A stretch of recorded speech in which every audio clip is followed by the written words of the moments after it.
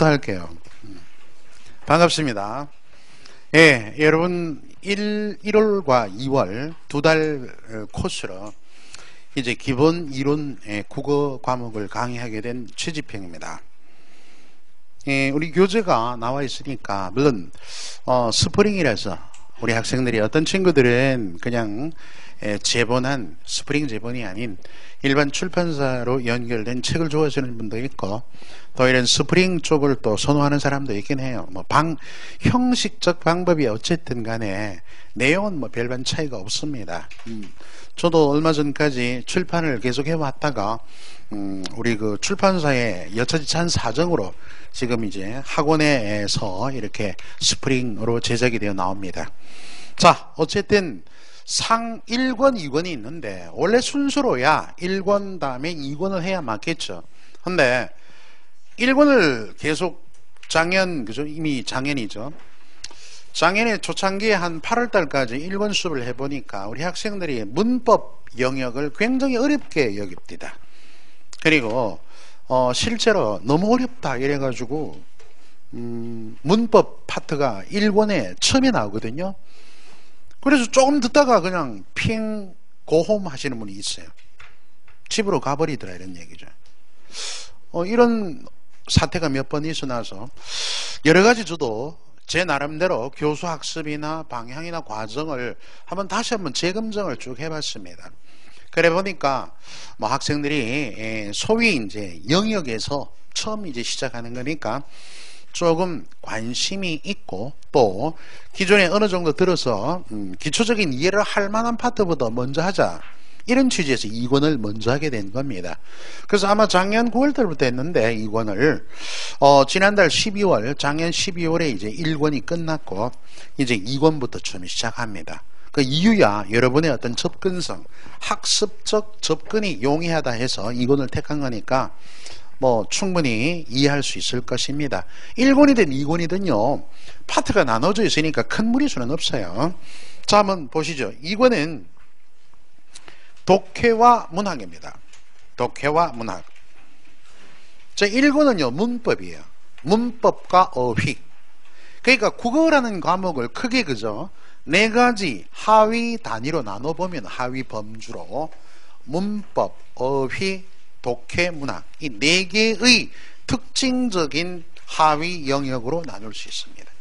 4개가 이제 국어의 모든 것을 여러분 공무원 시험의 모든 것을 접근하기 위한 영역입니다.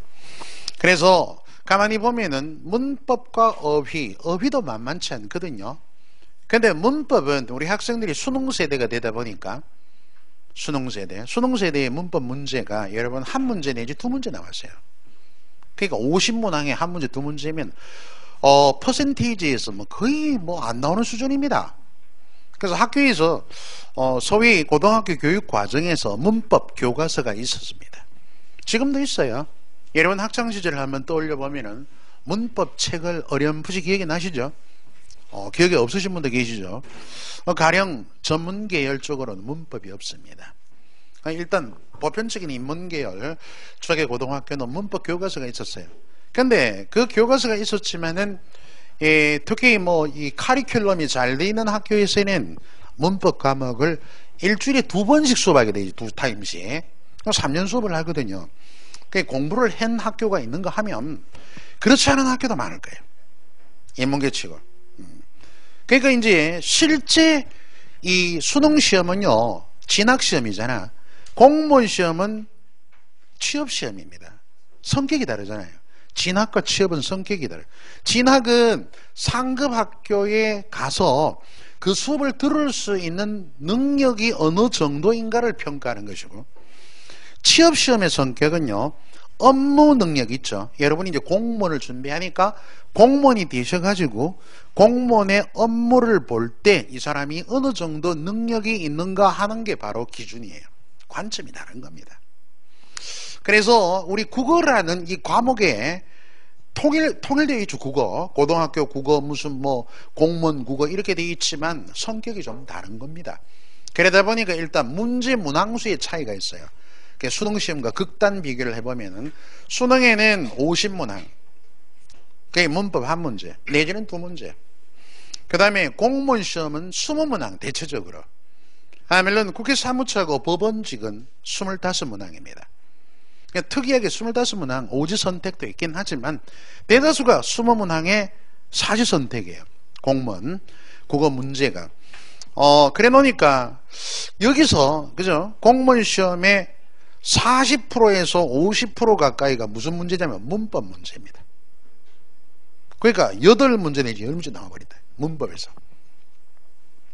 그렇게 나오니까 왜 그러냐 하면은 수능의 시험은 진학시험인 거로 실제 시험에서 한두 문제 프로테이지 굉장히 낮습니다.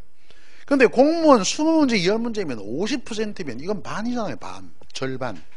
그죠? 그러니까 문법을 견뎌내지 않고는, 이거 점령하지 않고는 전투의 승리가 불가능하단 말이야. 근데 왜 그러냐 하면은 공무원의 모든 그 업무가 뭐로 문서화되어 있잖아. 문건으로 작성이 됩니다. 문건 종이 쓰는 것도 있겠고 뭐 여러분 타이핑하는 것도 있겠죠. 그건 방법의 차이고 문서로 작성이 된단 말이야. 그러면 공무원의 문서로 작성하는 걸 통칭해서 공문서라 그래요. 응? 이 공문 상급 기관에 보내든 국민들에게 보내든 그죠? 뭐 주고받는 문건은 모두 한글로 일단 표기가 됩니다.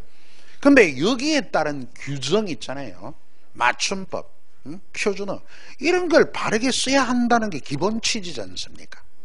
그 업무 내용이 그 문건화되는 업무 내용이 문서로 전부 제작이 되니까 어떻습니까? 바로 공무원의 업무 능력상 국어 과목에서 문법 문제가 20문제 가운데 반 정도 나온단 말이에요. 그런데 이게 공부하기가 여러분 고등학교까지 국어 과목과 지금 준비하는 공무원 시험의 국어 과목의 성격이 다름을 내가 얘기를 하는 거예요. 그러다 보니까 학생들이 가장 어려워하는 게 고등학교 때는 문법을 많이 공부를 안 해도 점수를 수능에 잘 맞을 수 있어요. 그런데 공무원 시험에서 문법을 제하고는 점수 받을 데가 없습니다. 한마디로 반드시 넘어야 할 산이. 근데 문법 공부가 쉬운 게 아니에요. 왜? 여러분 고등학교 때 다른 뭐 독해나 문학 공부하는 것처럼 문법을 그렇게 넉넉하게 공부하지도 않았습니다. 왜? 문제가 얼마 안 나오니까 수능에는. 그러다 보니까 문법을 뭐 소홀히 여겼죠. 그리고 암기나 하면 되는 정도로 이해했습니다. 근데 공무원 문제 절대 그게 아니거든요. 수요도 분포 퍼센테이지도 높지만은 공부를 정확하게 하지 않으면은 틀립니다. 여기가 가장 큰 문제점이고, 그래서 문법의 공부 여러분들이 여태까지 고등학교 때까지 또렷하게 명확하게 해오는 습관이나 제도권의 그런 학습적 분위기가 안 되어 있단 말이에요. 그런데다가 이제 공무원 시험은 성격이 다르니까 문법 공부를 명확히 해야 하는데 이게 난처한 거야. 난감한 거야. 그래서 1권에 문법이 있다가 앞서 있는데 정신이 없어더라고요. 정신이 없어요. 그래서 이래서는 무리겠다 이리 싶어서 물론 대부분의 기본서가 문법이 가장 먼저 있어요. 앞에. 그리고 뭐 영어 같은 경우에도 어떻습니까? 어학 과목인데 문법, 어휘, 독해 이런 순서로 나오잖아요. 그게 보통 그 기본적인 절차 패턴입니다. 그런데 이제 순서를 바꾼 이유가 여러분들의 학습의 접근성을 높이기 위해서 내가 좀 더 공부해왔던 바를 먼저 시작하는 게 좋지 않겠느냐 취지에서 이건부터 시작하는 까닭입니다. 그리고 또 하나 지적할 것은 어휘 영역이 1권의 어휘 영역에 한자어입니다. 한자. 그래서 오늘 내가 문제풀이반에 가서 그런 얘기 했어요. 절대로 기본 이론반에 한자 안 쓰겠다. 왜? 모르니까. 그게 내 시쳇말로 그런 얘기 하지만 국어능력 인증시험이라고 들어보셨죠? KBS 한국어 능력시험도 들어보셨을 테고 그 두 개의 시험이 우리나라 국어 자격증이 나옵니다. 국가공인 자격증. 그 두 개는 시험 문제 수준이 굉장히 높아요. 그러니까 제가 이제 개인적으로 그 책에 기본서나 다음에 또 문제집이나 이런 걸 가장 많이 낸 사람입니다. 개인적으로. 지금도 잘 팔리곤 있어요. 동영상을 떠서 이제 한번 출판사나 동영상 업체에 떠 올려놓은 게 질문이 이렇게 온 거야. 뭐라고 하냐면은 한자 하나도 모르는데 허구한 날 한자만 쓴대 나보고. 허구한 날. 그래서 관심이 전혀 없다 이거라. 자기 표현. 그래서 여기 국어능력 인증시험이라고 한자가 7문제 나오거든. 문제에서 90문항 가운데. 그리고 저기 KBS 한국어 문제는 5문제 나옵니다. 그게 100문제예요. 어쨌든 그래 나오는데 분명히 나오는 걸 내가 좀 더 원활하게 쉽게 어떻게 하면은 이걸 정복을 하고 어떻게 공부하면 될 테냐. 물론 그렇게 질문한 학생이 모든 수강생들의 그와 같은 생각을 대변하는 말은 아닐 겁니다. 아니겠지만 이렇게 생각하는 사람도 있겠구나 싶은, 그죠? 높아심은 감출 수가 없죠. 내 나름대로는. 그렇지 않겠습니까? 되도록이면 선생은 자기 강의를 수강하는 친구들의 모두 만족하면 좋은데 그게 조금 힘들어요. 여러모로. 그래서 어떤 사람은 저 사람 수업이 내 수준에 안 맞다, 또는 취향에 안 맞다, 이렇게 생각하시는 분도 들어 있습니다. 처음 시작할 때는. 그래서 이런 얘기를 드리고 싶어요. 제가 여태까지는 기본 국어 과목을 이제 공무원 처음 시작하시는 분도 계실 텐데, 수업할 때는 문제 유형의 수준에서, 실제 기출문제 수준에서 최소한 한 80점 정도 맞을 정도, 시험 문제 수준에 맞출 때가 많았습니다. 기준을. 그러다 보니까 학생들이 조금 어려워하는 구석이 있어요. 물론 여러분 수준이 천차만별입니다. 여기서 뭐 두세 번 듣는 사람도 있고 어느 정도 수준에 오른 사람도 있고 처음 시작하는 사람도 있어요.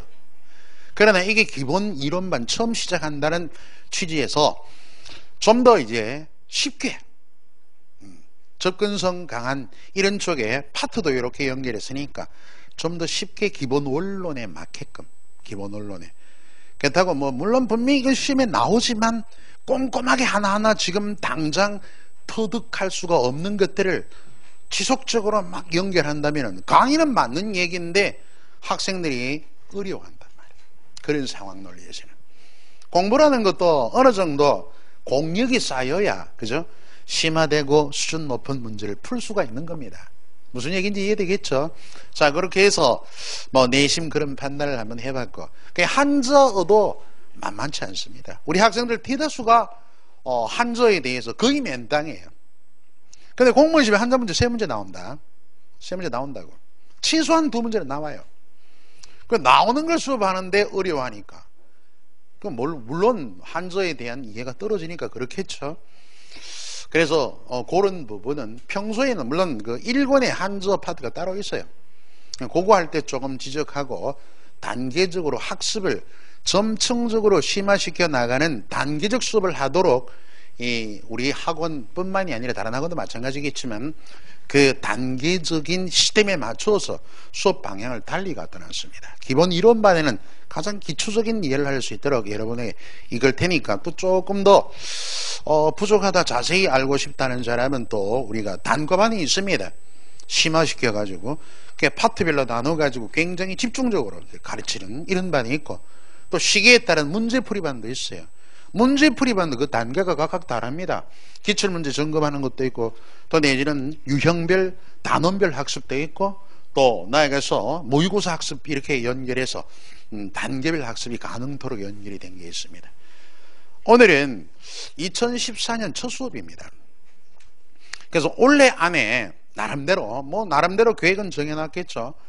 어떤 분들은 또 이제 4월 달에 이제 국가직 시험이 있으니까 지금 이제 시작해서 4월 달에 한번 합격하겠다, 이런 굉장히 내심 아주 탄탄한 의욕을 가지신 분도 있을 겁니다. 저도 그렇게 됐으면 좋겠어요. 여러분 바람대로. 근데 한번 이렇게 해보시면 지금 시작해서 4월 달에 합격하기란 정말 하늘의 별따기입니다. 아니, 자기가 아무리 공부가 어느 정도 기존에 계속 해왔다면 모르겠지만 이제 시작하는 단계에서, 공무원 수업에서는 절대 시간이라는 게 좀 필요해요. 반드시 학원에서 자기를 농익혀야 할 절대 시간이 제 생각에는 한 8개월 정도 됩니다. 그러니까 그런 시스템에 맞춰가지고 기본반 한 2번 듣고 심화, 단과 과목도 연결하고 다음에 문제풀이반 이제 수렴도 높이는 이런 기간이 한 8개월 정도. 그 정도 전까지는 학원에서 하는 시스템대로 영양껏 다 들은 게 가장 효율적입니다. 여러분이 가장 경제적이다, 공무원 시험 준비해서 경제적이다는 것은 빨리 합격하는 게 가장 경제적이에요. 딴 거 아니에요. 기간이 길어지면 길어질수록 그만큼 투자 대비가 높아질 거 아닙니까? 당연히 빨리 합격한다. 근데 빨리 합격한다는 똑같은 마음인데 방법은 어떻습니까? 그게 단순히 되는 게 아니에요. 마음만 빨리 합격한다고 되는 게 아니지 않습니까? 그죠? 거기에 따르는 지식, 또 단계적 학습으로 자기 실력이 능란하게 연결이 되어야만 점수로 득점이 되는 겁니다. 그런 점 감안해서 학원의 시스템들 잘 연결하시고, 더불어 제 강의 한 몇 개를 소개하겠습니다. 여러분 기본반 수요일 목요일이 있습니다. 뭐 지금 다 아실 거고 지금 여러분 수업 듣고 있으니까. 그리고 기본 이론반이 있고, 내일 아침에요, 이제 원래부터 아침 강의 패턴을 좀 바꾸려 합니다. 아침 강의는 지금 기본 필수 과목인 국어, 영어, 국사가 기본 필수 과목에 어느 시매든 다 있습니다. 그러니까 이 세 개는 이제 우리 학원에서 무료로 여러분에게 아침 강의를 열어놨어요. 다 알고 계시죠? 그러니까 오늘 같은 경우에 국사였을 텐데 선생님마다 뭐 교수 학습이 조금 다르잖아요. 제 같은 경우에는 기존에 최근에 기출 문제를 이렇게 수업을 했습니다. 그래서 이번에는 여러분 여기 보면은 기본만 이렇게 이론 수업하고 뒤에 가면 문제가 있어요. 각 단원별로. 소단원별로 뒤에 문제가 딱 있습니다. 그 문제 가운데 좀 중요한 문제, 다음에 또 최근의 문제, 이런 두 가지 기준에 선별해서 10문항씩, 하루에 10문항씩 아침 강의 연결하겠습니다. 파트별로. 말하자면 여러분 이론만 수업 듣고, 물론 문제를 전혀 손 안 대는 건 아니에요. 한두 개씩 지적은 할 겁니다. 이론만에 문제풀이를 하나하나 지적해서 좀 문제 해결력도 높이는 게 중요하지만 그리 가면 시간이 너무 더딥니다. 어쨌든 그에 따르는 좀 더 심화된 문제, 이 뒤에 우리 교재에 있는 내용입니다. 있는 내용이 내 임의로 발췌를 할 거예요.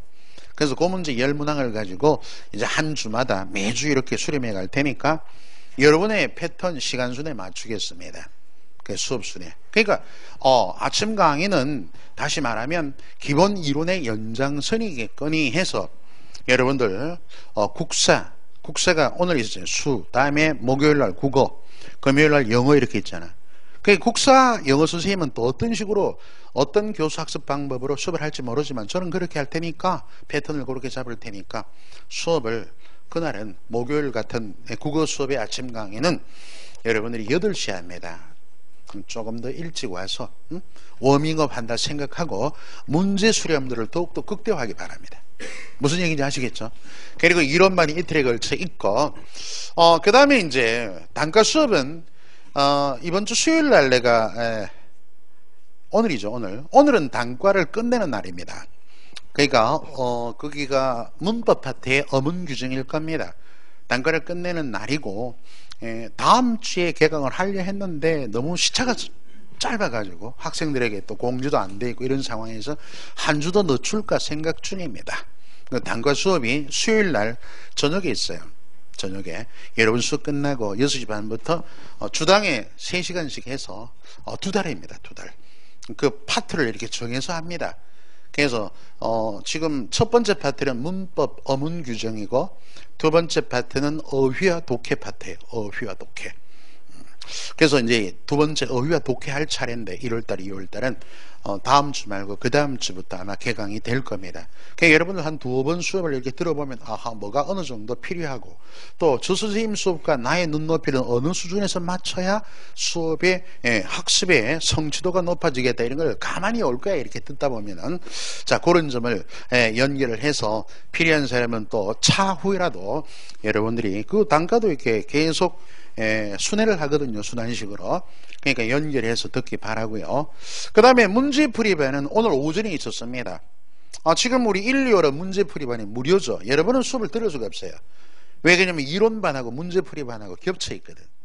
물론 여기 문제풀이반 듣던 친구들도 있긴 한데 그 친구들이 이제 국어만 또 제 수업만 따라다니는 친구들이 있겠죠. 따라다닌다면 지나치지 모르지만 역으로 얘기하면 국어를 내가 완벽하게 부셔야겠다 뭐 이런 생각 가지신 분이겠죠.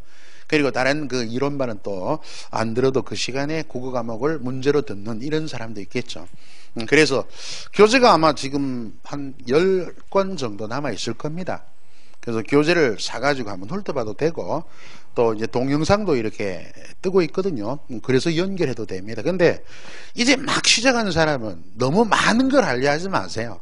차근차근. 그죠? 올 한 해를 깜빡 잡아가지고 이제 시작하신 분들을 올 한 해 또 기존에 해왔다가 중간에 도마뱀 꼬리처럼 중간에 그만뒀다가 다시 하는 사람 이런 사람도 있겠죠. 어쨌든 처음 시작하시는 분들은 너무 마음을 성급하게 갖지 말기를 바랍니다. 차근히 연결하는. 그리고 제가 지금까지 강의 한 20년, 20여 년 강의를 하면서 정말 가장 쉽다, 가장 기본적이다 이렇게 생각한 것만 이번에 마음 먹고 수업하려고 내가 이렇게 한번 언급을 드립니다. 언급을 드리고 그 이제 수업은 4가지 정도 수업을 하고 있어요. 우리 학원에서 국어 과목에. 다른 수업도 마찬가지일 겁니다. 그래서 한번 패턴을 골라보시고 일단 기본 원론반의 가장 기초적인 요소에 귀를 열어두기 바랍니다. 자, 점퍼 국어 시작하겠습니다. 2권 독해와 문학입니다. 자, 한번 펴보실까요? 예, 이건부터 시작이 되니까 3편에 이제 여러분 독해 영역이라서 크게 4개로 나눴댔잖아, 그지? 그러니까 이 3편, 1편, 2편, 3편, 4편. 1편이 문법, 이론 문법, 2편이 어문 규정, 그건 이제 1권에 돼 있어요. 3권이 1편이 문법, 2편이 어휘입니다. 1권에 돼 있고 3편이 독해, 4편이 문학이라서 독해와 문학이 지금 여기 나오는 2권입니다. 독해에 보니까 1장 표현과 이해, 2장 독해 원리, 다음에 3장 실용문의 이해로 또 세분화되어 있죠. 그리고 이제 4편의 문학입니다. 그래서 문학이 사실은 어떻게 보면 국어의 꽃인데, 그지? 가장 화려한 꽃인데 사실 시험 문제로 접근하면 시험 문제만은 아니에요. 여러 가지로. 그러니까 여러분 문제를 시험 치니까 제가 문제의 유형에 집중해서 한번 학습을 해볼 요량입니다. 그래서 이제 문학에 보면 문학 일반론, 문학의 관리별 이해, 이 2장이 가장 중요하죠. 그 다음에 3장 국문학사, 그 다음에 4장 한문문학. 한문문학은 그 우리 차례 6페이지 있잖아요. 그 한문문학 옆에다 7급 적어놓고 7급 또는 국회, 다음에 법원, 이 파트에만 나옵니다. 한마디로 최근에 뭐 국어 문제는 거의 안 나와요. 그래서 제가 이 부분은 한문문학은 한자 한문으로 된 문학, 그러니까 한시라든가 한문장 이런 파트인데 뭐 한두 개 재미삼아 한두 개 접근하고, 우리 학생들 대다수가 또 구급을 준비하는 사람들이 많아서, 그리고 진짜로 원하는 사람은 내가 특강해가지고 무료로 특강합니다, 이런 거죠. 그래서 특강해가지고 여러분의 학습적 효율성을 도우려 노력을 합니다. 그래서 정규 수업 시간에서는 그냥 한두 개 체록해서 발췌해서 맛만 보는 정도 얘기하고 마칠 겁니다. 그 부분은. 자, 3편 독해 영역 한번 볼까요? 독해 밑줄 딱 긋고 3편 독해 읽어서 해석하다. 뜻이 그래요. 한자 얘기는 이런 방구도 안 할 겁니다. 두려워하지 마세요. 어쨌든 읽어서 해석하다, 이게 독해야. 그럼 익점에 뭐가 나옵니까? 텍스트가 있어야 될 거예요. 상황지문. 그 지문이 따르는 거죠. 1장 표현과 이해, 2장 독해 원리, 아까 3장 거기 나오는 실용문의 이해. 자, 밑에 그 지문은 한번 리드문은 읽어두시고, 출제 방향, 학습의 길잡이. 학습의 길잡이 한번 보세요. 최근 들어 출제율이 상승한다. 그러면 독해 관련 문항은 몇 문항인가? 보편적으로 5문항입니다. 5문항. 뒤에 문항은 보편적으로 2-3문항. 2-3문항. 그리고 앞에 뭐다? 1권에 문법이 8문항. 나머지 어휘가 5문항. 그러니까 넘치고죠, 20문항. 그래 치면은. 왜? 겹친 복합 문제가 있거든요, 항상. 자, 그런 수준이에요. 그러니까 이 2권도 간거해서는 안 됩니다. 자, 1장 표현과 이해 봅니다. 화법에 먼저 한번 보시면은 여러분 이걸 이해하셔야 돼요. 일단 언어, 이 문법의 언어를 얘기하는데 국어는 언어와 관련된 과목입니다. 언어는 뭐 지금 이해를 안 해도 돼요. 언어는 언중들의 원활한 의사소통을 위한 기호체계, 뭐 이렇게 얘기합니다. 언어. 그러니까 언어와 관련된 과목이 가장 집약된 과목이 국어도 있고 영어도 있어요. 영어는 외국어고, 그죠? 국어는 우리가 모국어로 삼는 한국어를 두고 얘기하죠. 자, 여기 언어에는 말이야, 여러분들 그 전달 매개에 따라 2가지가 있습니다. 유형이. 언어의 2가지 유형이면 말로 전달되는 게 있겠거니 또 글로 전달이 되는 게 있겠죠. 그럼 말로 전달되는 것을 뭐라 그런다? 음성 언어라 그래요. 음성 언어. 지금 제가 강의하는 건 말로 전달되는 음성 언어. 자, 글로 적는 문자로 전달되는 언어를 뭐다? 문자 언어라 그래요. 이건 뭐야? 전달 방식 또는 전달 매개가 뭐냐? 말이냐 글이냐에 따른 기준에서 말과 즉 음성 언어와 다음에 글로 된 문자 언어가 있습니다. 그러니까 봐봐. 우리 국어에도 우리 말이 있고 우리 글이 있잖아. 지금 강의하는 내가 강의하는 이런 음성은 말로 된 음성 언어고, 그리고 표기하는 글자는 한글입니다. 그죠? 자, 그래서 음성 언어에도 방법이 두 가지가 있어요. 방법적인. 자, 저는 지금 최지평 선생은 뭘 하고 있습니까? 말하기 하고 있어요. 여러분 뭘 하고 있습니까? 듣기 하잖아. 듣기. 그죠? 듣기. 그 다음에 문자로도 두 가지가 있다. 문자는 최지평 선생님이 판서를 하고 있습니다. 쓰기. 응? 여러분 이 쓴 글을 뭐 보고만 있습니까? 보는 과정이 뭐 읽기야, 이게 읽기. 그래서 이런 네 가지. 사실 국어 공부를 원활하게 잘 하려고 또 학습을 하려고 할 때는 이 네 가지를 영역이라 그래. 영역. 이 영역을 공부를 원활하게 하는데 목적이 있어요. 말하기 영역, 듣기 영역, 쓰기 영역, 읽기 영역, 이렇게. 근데 말하고 쓰는 것은, 말을 하고 쓰는 것은 나의 감정을, 생각을 표현하는, 드러내는 겁니다. 예, 표현 영역, 표현. 여러분은 남의 말을 듣거나 책을, 내용을 읽어서 뭘 하고 있어요? 이해.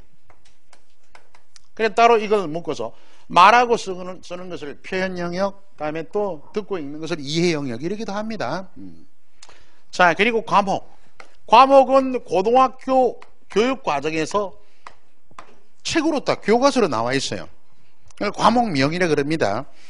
말하고 듣기를 합해서 무슨 과목이라 그래? 이걸 화법 과목이라 그럽니다. 화법. 여러분 학창시절에 화법 책이 따로 있었어요. 다음에 쓰기를 무슨 과목? 작문 과목이에요. 작문. 작문 과목. 그 다음에 읽는 것을 뭐다? 요 책이 독서라는 책이 있긴 했어요. 독서가 있었는데 독서와 독해는 좀 다릅니다. 그런데 읽기는 따지면 여러분 공부의 모든 방법이 읽는 겁니다. 사실 여기 듣기 평가는 없잖아요. 공무원 시험에. 다른 제도권의 국어시험은 듣기 평가 있습니다.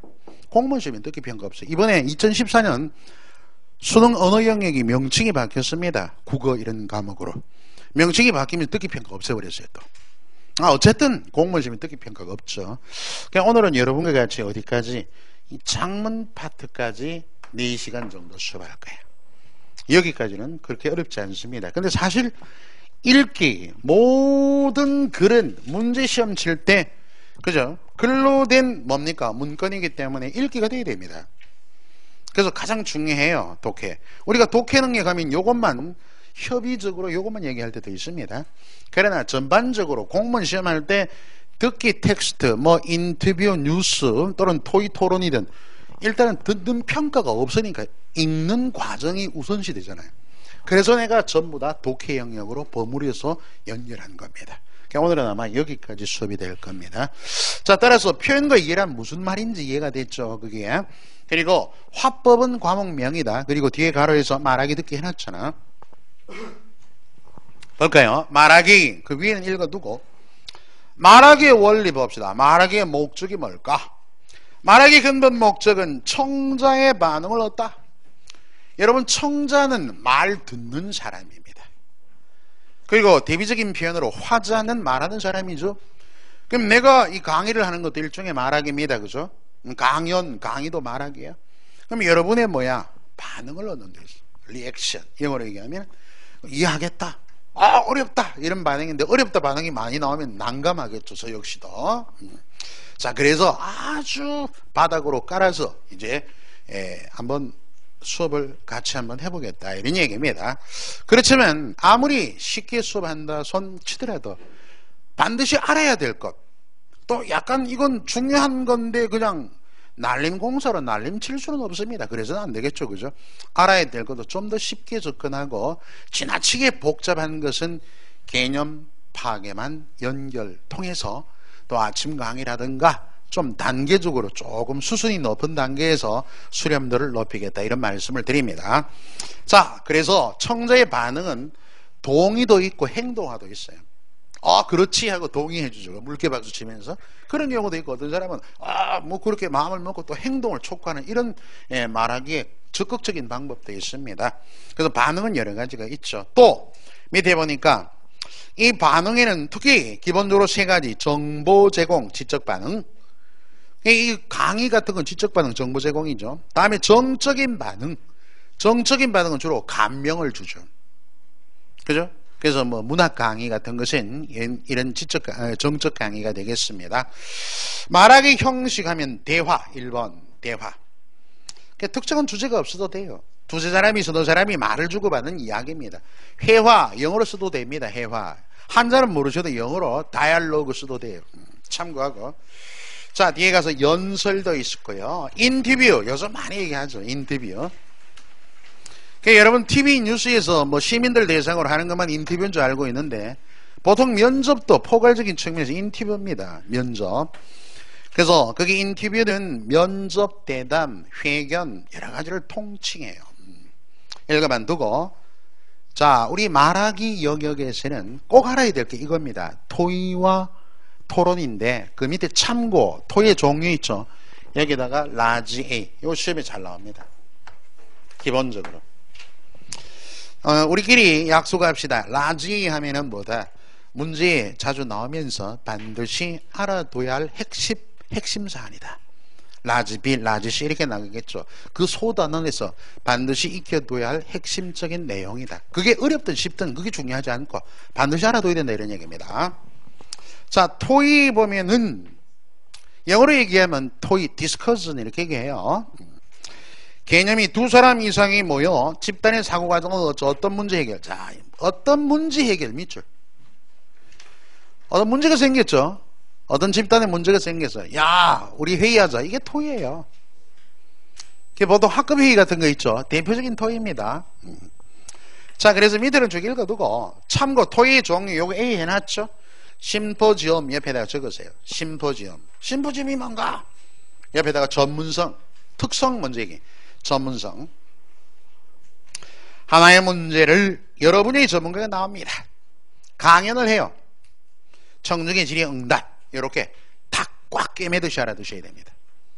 3 내지 6명의 전문가가 나와서 하나의 주제에 대해서 강연을 하고 전문적인 강의를 하고 다음에 청중의 질의 응답하는 게 뭐다? 심포지엄. 그리고 특징은 전문성에 있다. 이렇게 익혀두셔야 됩니다. 문학 강연회 같은 건 뭡니까? 전문가가 나와야 되겠죠. 우리 남북한의 통일 방안, 이건 일반인들이 얘기 근접하지 못합니다. 전문성을 띤 그와 같은 것들이 심포지엄. 그 다음 우리가 패널 옆에다가 가로하고 대표성. 우리 패널 하는 사람들 얘기도 많이 하지만 기본적인 개념이 이렇습니다. 대표회의입니다. 그게 대표성. 각 입장을 대표하는 배심원, 그 대표하는 사람들 배심원 그래요. 따라서 배심원 토의라고도 합니다. 특징 볼까요? 우측에 구성인들이 많은 경우에 몇 사람의 대표자를 뽑아서 하죠. 또 B번에 어떤 문제 자세히 잘하는 사람, 입장과 관련된 사람이 나옵니다. 무관한 사람이 나와야 될 문제가 아니지 않습니까? 그리고 D번에 이견조정수단 밑줄. 이견조정수단 대표적으로 거기 줄 긋고 뭘 적어놓냐면 국회 총무회담 이런 거 적어보세요. 국회 총무회담. 우리 국회에 여러 당이 있잖아요. 대표 총무들이 나와가지고 뭐 예를 들어 추가 경정 예산 이런 거 있지 않습니까? 그럼 여당에서는 예를 들어 좀 많은 액수를 부르죠. 항상 넉넉하게. 그럼 야당이 또 삭감하고 해서 서로 생각이 다를 때 견해를 조정하지 않습니까? 이게 이견 조정 수단이 된다, 이런 얘기입니다. 이해를 하시면 돼요. 그 정도. 다음 포럼 옆에다 공공성 적어놓고 공공성. 포럼의 주제는요, 공공의 문제냐 개인의 문제냐 하는 것입니다. 그러니까 그 제목을 딱 보고, 논제나 제목을 보고 이게 개인의 문제냐 여러 사람의 공공의 문제냐 이런 기준이에요. 그러면 쓰레기 분리수거 문제, 이 개인 문제가 아니죠. 공공 문제잖아요. 그죠? 또는 지하철 지하철 이용의 원활한 계획, 기획 이런 것도 공공의 문제입니다. 이럴 때는 포럼이 좋아요. 포럼은 공공의 광장, 보통 시민공청회 같은 게 많습니다. 시청에서 많이 하기도 하고. 자, 그래서 A번에 처음부터 청중의 참여 밑줄. 그러니까 전문가가 나오더라도 강연이 없어요. 이쪽은. 그래서 그 비번에 보면 토의를 위한 간략한 취지 발표만 할건 뭐가 강연이 없다. 그지? 바로 곧바른 청중의 참여가 이루어지기 때문에 청중이 직접 참여해서 연결한다. 원탁 토의. 여러분 스터디 같은 건 대부분 원탁 토의입니다. 여러 가지 의제를 다룰 수 있고요. 또 자기네들끼리 회장이니 뭐 총무니 정할 수는 있지만 뭐 개추도 그래요. 개모임 같은 것도 마찬가지입니다. 그러니까 원탁이라는 게 구성원들의 평등한 자격을 의미하는 거예요. 원탁 자체가. 반드시 둥근 탁자에서만 해. 이건 아닙니다. 그럼 무식한 식으로 생각하는 사람 없겠죠. 그렇잖아. 원탁회의라고 반드시 둥근 탁자에서만 해야 된다. 이런 단순한 생각을 가진 사람은 공무원 되기 어렵습니다. 그렇잖아. 얘기가 안 맞으니까. 이때 원탁이란 개념은 어떤 뜻을 지니고 있는가 이걸 파악을 해요. 원탁이 둥근 탁자니까 뭐다? 평등한 참가자들의 평등한 자격을 의미하는 거예요. 자, 그 점만 연결해 두시고 다음 토론, 영어로 디베이트 그럽니다. 최지평 선생님 한문 안 하신다더만 영어를 막 하시네. 이제 두 과목 강의를 하게 됐습니다. 이해 좀 하시고 디베이트, 스펠은 너가 몫이요. 자, 이거 가서 토론은 있잖아. 토의와 다른 게 토론은 뭐가 있냐면 대립성이 있어요. 토의는 대립성을 전제로 한 게 아닙니다.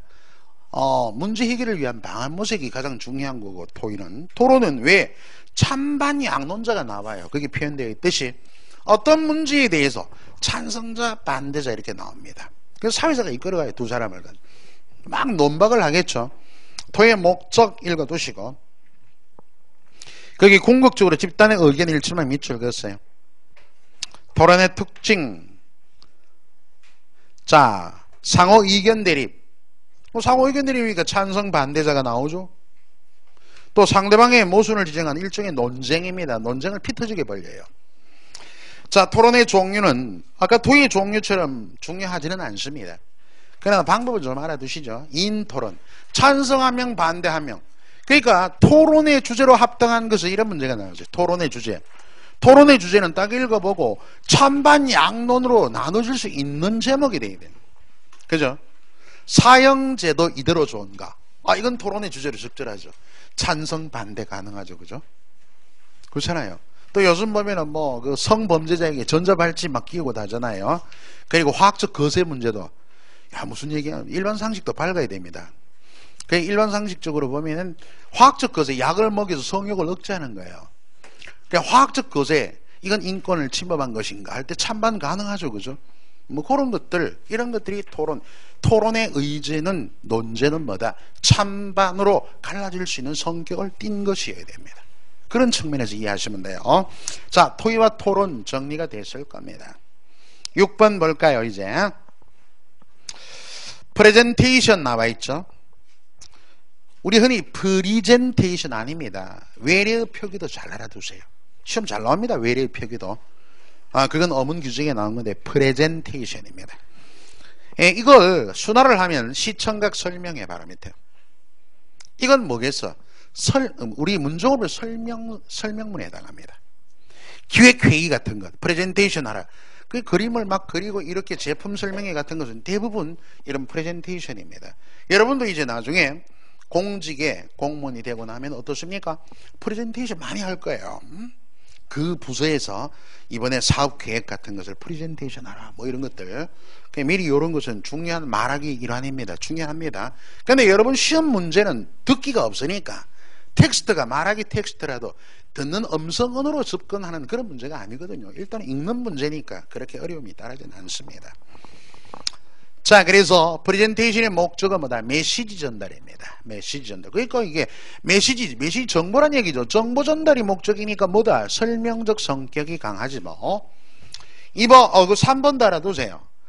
브레인스토밍 달아두셔야 됩니다. 자, 이건 아이디어 창출하는 회의죠. 브레인스토밍은. 둘째 줄, 브레인스토밍은 자유로운 토의를 통해서 문제해결이나 독창적인 아이디어를 이끌어내는 과정을 뜻합니다. 그 정도. 자, 우측에 듣기는 일단 시험엔 안 나옵니다. 그러니까 듣는 과정을 통해서 음성언어로 문제를 제기하지는 않는단 말이야. 왜? 각 주간 부처에서 녹음기 살 돈이 없습니다. 극단적으로 얘기하면. 그래서 아마 수능에서도 녹음기 살 돈이 없어가지고 듣기평가를 없앴지 않냐, 이런 정말 말도 아닌 전망을 해보는 그런 전문가가 있었어요. 왜? 그건 녹음기 살 돈도 돈이지만 그것보다도 문제가 많이 발생해요. 시험장에 딱 보니까 그런 게 꼭 시험 치고 나면, 수능시험 치고 나면 듣기평가 과정에서 새로 치자, 재시험도 있었고 막 그래요. 왜 그러냐면 지하철 바로 옆에 있다거나 2층으로 막 달리는, 그게 수험장에 있었던 학생들은 다시 들을 수도 없고 한 번 들어주면 끝이거든. 피해를 보니까 이게 문제점이 많더란 말이에요, 현실적으로. 그래서 그런 거죠. 근데 공무원 시험에 20문항에 듣기평가는 절대 없습니다. 기본적으로. 유일한 시험에 듣기평가가 없는. 그러니까 이제 듣기평가가 되면은 음성언어로 연결이 되기 때문에 일회성에 끝납니다. 한 번 들으면 끝이에요. 그래서 일회성이라는 점에서 좀 더 집중한 메모가 중요합니다. 뭐 그건 이제 듣기평가가 있었을 때 얘기고, 여러분 듣기평가는 없지만 듣는 내용의 텍스트는, 즉 말하기, 그죠? 그러니까 뭐 뉴스, 인터뷰, 토의 토론 또는 강연, 강의, 이런 지문들은 나올 수가 있어요. 그 점은 감안해 두시고 한번 읽어만 두기 바랍니다. 자, 실전 문제 있잖아. 여기는 최근 문제들 관련된, 그 소단원에 관련된 문제를 집합해놨어요. 총집합. 이 부분을 어떻게? 이 부분의 핵심적인 사안들을 최근 순으로 연결해서 10문제씩 아침 강의를 하겠다, 이런 얘기입니다. 무슨 얘기인지 제가 아침 강의 진행 방법에 대해서 여러분에게 설명을 드렸습니다. 내용을 꼭 내일 아침에 일찍 오셔야 됩니다. 8시에. 또 7시에 오셔서 독립운동 하시지 말고 너무 일찍 오셔가지고, 일찍 오셔도 상관없는데 늦게 오면은 벌써 일찍 와가지고 문제 해결까지 이론을 터득해서 문제 해결까지 어느 정도 구축한 이런 친구들이 있고, 항상 늦게 와가지고 설랑 기본 이론 수업도 늦게 와가지고 헤매는 이런 친구들의 2달간의 강의 결과는 많이 다를 거예요. 그래서 본래 연초에서 마음을 돈독하게 먹잖아요. 지금 처음 먹은 마음을 처음부터 바르게 실천해야 되고, 사실 공부는 습관입니다. 습관이 만들어져야 돼. 그죠? 뭐 듣는 습관도 습관이지만 육체적으로 그 시간대를 견디는 이런 습관도 필요합니다. 평소에 뭐 여러분 하루에 8시간씩 공부해 온 적 있습니까? 앉아가 수업 듣기도 쉽지 않은데, 그지? 무슨 예비군 훈련도 그렇게 안 해요. 예비군 훈련 한 서너 시간 하면은 막 정신없어 합니다. 제가 예비군 훈련에 교관을 한번 해본 적이 있거든요. 그게 가보니까 말하는 사람도 한두 시간 하면 지쳐요. 근데 예비군들은 어디서 가겠습니까? 한 30분 넘으면 조는 사람, 자는 사람, 뒤에 사람하고 짤짤이 하는 사람, 별의별 사람이 다 있습니다. 예비군은 더 해요. 대학 교수도 예비군복만 입혀놓으면 대한민국의 가장 남봉꾼이 됩니다. 그 예비군복은 묘한 군복이에요, 그게. 자, 여러분들 뭐 남정네들 다 공감이 가시죠? 어쨌든 그런 습관을 만드는 게 공부하는 게 중요합니다. 처음엔 조금 육체적으로 피곤도도 높아지고 조금 뭐 떨어지는, 체력이 떨어지는 경우도 있습니다. 근데 여기서 바로 견디는 습관, 다음에 귀가 천천히 열려지는 습관을 인내심으로 가져가야 돼. 그게 1차적으로 여러분이 견뎌야 할 관문 같아, 내가 볼 때는. 그 수업이 참 재밌게 쫄깃쫄깃하게 다가가면 좋은데, 또 막 무미건조하게 문법 들이대고 하니까 이건 뭐 안 그래도 피곤해 죽겠는데다가 밥 먹고 하는 수업인데다가 막 귀에 하나도 안 들어오고, 이래가지고 1시간 딱 마치자마자 막 놀란 토끼 마냥 토끼입니다. 원래 토끼의 어원이 토끼다 해서 나온 거예요. 모릅니까 그거? 재밌는 어원도 있어요. 토끼다 있죠. 방언이나 우리 비속어에 토끼다, 도망가다, 토끼다 입니까? 토끼의 어간이 토끼로 연결되지 않았나 하는 나의 생각입니다. 증명된 게 아니니까. 자, 여튼 그렇게 진행해 갈 테니까 꼭 아침 강의 오시라는 말씀 드립니다. 우리 26쪽의 장문 파트, 벌써 뭐 시간이 조금 된 것 같고 호흡이 가빠지니까 잠깐 쉬었다가 이어가겠습니다. 이렇게만 간단히 가면 얼마나 좋을까 싶은 마음을 가지면서 쉬었다 갈게요.